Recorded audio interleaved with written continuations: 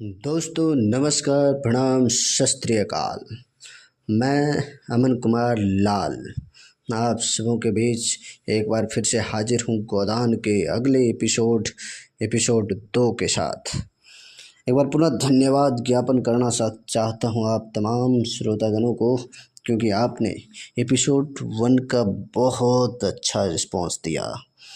मैं आप तमाम श्रोतागणों को तहे दिल से शुक्रिया अदा करता हूँ और आशा करता हूँ कि इस बार पुनः अगले एपिसोड में आपके उसी उम्मीद पे खड़ा उतरने का प्रयास करूँगा। तो बढ़ते हैं गोदान के अगले कड़ी में और सुनते हैं भाग 2। सेमरी और बेलारी दोनों अवध प्रांत के गांव हैं। जिले का नाम बताने की कोई जरूरत नहीं। होरी बेलारी में रहता है, राय साहब अमरपाल सिंह सेमरी में। दोनों गांव में केवल 5 मील का अंतर है। पिछले सत्याग्रह संग्राम में राय साहब ने बड़ा यश कमाया था। काउंसिल की मेंबरी छोड़कर जेल चले गए थे। तब से उनके इलाके के असामियों को उनसे बड़ी श्रद्धा हो गई थी। यह नहीं कि उनके इलाके में असामियों के साथ कोई खास रियायत की जाती हो या डार और बिगाड़ की कड़ाई कुछ कम हो, मगर यह सारी बदनामी मुख्तारों के सिर जाती थी। राय साहब की कीर्ति पर कोई कलंक न लग सकता था। वह बेचारे भी तो उसी व्यवस्था के गुलाम थे। जाब्ते का काम तो जैसे होता चला आया है वैसा ही होगा। राय साहब की सज्जनता उस पर कोई असर न डालती थी। इसलिए आमदनी और अधिकार में जौ भर की भी कमी न होने पर भी उसका यश मानो बढ़ गया था। असामियों से वह हंसकर बोल लेते थे, यही क्या कम है? सिंह का काम तो शिकार करना है। अगर वह गरजने और गुर्राने के बदले मीठी बोली बोल सकता तो उसे घर बैठे मनमाना शिकार मिल जाता। शिकार की खोज में जंगल में भटकना न पड़ता। राय साहब राष्ट्रवादी होने पर भी हुक्काम से मेलजोल बनाए रखते थे। उनकी नजरें और डालियां और कर्मचारियों की दस्तूरियां जैसे कि तैसी चली आती थी। साहित्य और संगीत के प्रेमी थे, ड्रामा के शौकीन, अच्छे वक्ता थे, अच्छे लेखक और अच्छे निशानेबाज भी। उनकी पत्नी को मरे आज 10 साल हो चुके थे, मगर दूसरी शादी न की थी।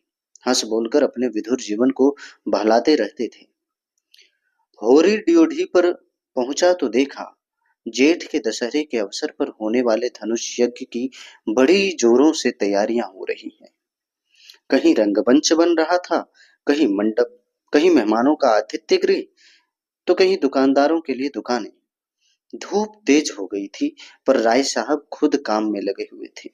अपने पिता से संपत्ति के साथ साथ उन्होंने राम की भक्ति भी पाई थी और धनुष यज्ञ को नाटक का रूप देकर उसे शिष्ट मनोरंजन करने का साधन दिया था। इस अवसर पर उनके यार दोस्त, हकीम हुक्काम सभी निमंत्रित होते थे और 2-3 दिन तक इलाके में बड़ी चहल पहल रहती थी। राय साहब का परिवार बहुत विशाल था। कोई 150 सरदार एक साथ भोजन करते थे। कई चच्चा थे, दर्जनों चचेरे भाई, कई सगे भाई, बीसियों नाते के भाई। एक चच्चा साहब राधा के अनन्य उपासक थे और बराबर वृंदावन में रहते थे। भक्ति रस के कितने ही कवित्व रच डाले थे और समय समय पर उन्हें छपवा कर दोस्तों की भेंट कर देते थे। एक दूसरे चच्चा थे जो राम के परम भक्त थे और फारसी भाषा में रामायण का अनुवाद कर रहे थे। रियासत से सबक वजीफे बंधे हुए थे, किसी को कोई काम करने की जरूरत न थी। होरी मंडप में खड़ा सोच रहा था कि अपने आने की सूचना कैसे दें कि सहसा राय साहब उधर से आ निकले और उसे देखते ही बोले, अरे तू आ गया होरी, मैं तो तुझे बुलाने वाला था। देख, अब की तुझे राजा जनक का माली बनना पड़ेगा। समझ गया ना? जिस वक्त श्री जानकी जी मंदिर में पूजा करने जाती हैं, उसी वक्त तू एक गुलदस्ता लिए खड़ा रहेगा और जानकी जी को भेंट करेगा। गलती न करना। और देख, असामियों से ताकीद करके यह कह देना कि सबके सब शगुन करने आए। मेरे साथ कोठी में आ, तुझसे कुछ बातें करनी है। वह आगे आगे कोठी की ओर चले। होरी पीछे पीछे चला। वहीं एक घने वृक्ष की छाया में एक कुर्सी पर बैठ गए और होरी को जमीन पर बैठने का इशारा करके बोले, समझ गया मैंने क्या कहा? कारकुन को तो जो कुछ करना है वह करेगा ही, लेकिन आसामी जितने मन से आसामी की बात सुनता है, कारकुन की नहीं सुनता। हमें इन्हीं 5-7 दिनों में 20,000 का प्रबंध करना है। कैसे होगा समझ में नहीं आता। तुम सोचते होगे मुझ टके के आदमी से मालिक क्यों अपना दुखड़ा ले बैठे? किससे अपने मन की कहूं? न जाने क्यों तुम्हारे ऊपर विश्वास होता है। इतना जानता हूं तुम मन में मुझ पर हंसोगे नहीं, और हंसो भी तो तुम्हारी हंसी बर्दाश्त कर सकता हूं। नहीं सह सकता उनकी हंसी जो अपने बराबर के हैं, क्योंकि उनकी हंसी में ईर्ष्या, व्यंग और जलन है। और वे क्यों न हंसेंगे? मैं भी तो उनकी दुर्दशा और विपत्ति और पतन पर हंसता हूँ, दिल खोल कर, तालियां बजाकर। संपत्ति और सहृदयता में बैर है। हम दान देते हैं, धर्म करते हैं, लेकिन जानते हो क्यों? केवल अपने बराबर वालों को नीचा दिखाने के लिए। हमारा दान और धर्म कोरा अहंकार है, विशुद्ध अहंकार। हम में से किसी पर डिग्री हो जाए, कुर्की आ जाए, बकाया मालगुजारी की इल्लत में हवालात हो जाए, किसी का जवान बेटा मर जाए, किसी की विधवा बहू निकल जाए, किसी के घर में आग लग जाए, कोई किसी वेश्या के हाथों उल्लू बन जाए, या अपने असामियों के हाथों पिट जाए, तो उसके और सभी भाई उस पर हंसेंगे, बगले बजाएंगे, मानो सारे संसार की संपदा मिल गई है। और मिलेंगे तो इतने प्रेम से जैसे हमारे पसीने की जगह खून बहाने को तैयार है। अरे और तो और, हमारे चचेरे फुफेरे ममेरे मौसेरे भाई जो इसी रियासत की बदौलत मौज उड़ा रहे हैं, कविता कर रहे हैं और जुए खेल रहे हैं, शराब पी रहे हैं और अय्यासी कर रहे हैं, वह भी मुझसे जलते हैं। आज मर जाऊं तो घी के चिराग जलाएंगे। मेरे दुख को दुख समझने वाला कोई नहीं। उनकी नजरों में मुझे दुखी होने का कोई अधिकार ही नहीं। मैं अगर रोता हूं तो दुख की हंसी उड़ाता हूं। मैं अगर बीमार होता हूं तो मुझे सुख होता है। मैं अगर अपना ब्याह करके घर में कलह नहीं बढ़ाता तो यह मेरी नीच स्वार्थ पड़ता है। अगर ब्याह कर लूं तो वह विलासांधता होगी। अगर शराब नहीं पीता तो मेरी कंजूसी है, और शराब पीने लगूं तो वह प्रजा का रक्त होगा। अगर अय्यासी नहीं करता तो अरसिक हूं, और अय्यासी करने लगूं तो फिर कहना ही क्या। इन लोगों ने मुझे भोग विलास में फंसाने के लिए कम चालें नहीं चली, और अब तक चलते जाते हैं। उनकी यही इच्छा है कि मैं अंधा हो जाऊं और ये लोग मुझे लूट लें। और मेरा धर्म यह है कि सब कुछ देखकर भी कुछ न देखूं, सब कुछ जानकर भी गधा बना रहूं। राय साहब ने गाड़ी को आगे बढ़ाने के लिए 2 बीरे पान खाए और होरी के मुंह की ओर ताकने लगे, जैसे उनके मनोभावों को पढ़ना चाहते हो। होरी ने साहस बटोर कर कहा, हम समझते थे कि ऐसी बातें हम ही लोग में होता है, पर जान पड़ता है बड़े आदमियों में भी उनकी कमी नहीं है। राय साहब ने मुंह पान से भरकर कहा, तुम हमें बड़ा आदमी समझते हो? हमारे नाम बड़े हैं पर दर्शन थोड़े। गरीबों में अगर ईर्ष्या या बैर है तो स्वार्थ के लिए या पेट के लिए। ऐसी ईर्ष्या और बैर को मैं क्षम्य समझता हूँ। हमारे मुंह की रोटी कोई छीन ले तो उसके गले में उंगली डालकर निकालना हमारा धर्म हो जाता है। अगर हम छोड़ दें तो देवता हैं। बड़े आदमियों की ईर्ष्या और बैर केवल आनंद के लिए है। हम इतने बड़े आदमी हो गए हैं कि हमें नीचता और कुटिलता में ही निस्वार्थ और परम आनंद मिलता है। हम देवतापन के उस दर्जे पर पहुंच गए हैं जब हमें दूसरों के रोने पर हंसी आती है। इसे तुम छोटी साधना समझो। जब इतना बड़ा कुटुंब है तो कोई न कोई तो हमेशा बीमार रहेगा ही, और बड़े आदमियों के रोग भी बड़े होते हैं। वह बड़ा आदमी ही क्या जिसे कोई छोटा रोग हो। मामूली ज्वर भी आ जाए तो हमें सरसाम की दवा दी जाती है।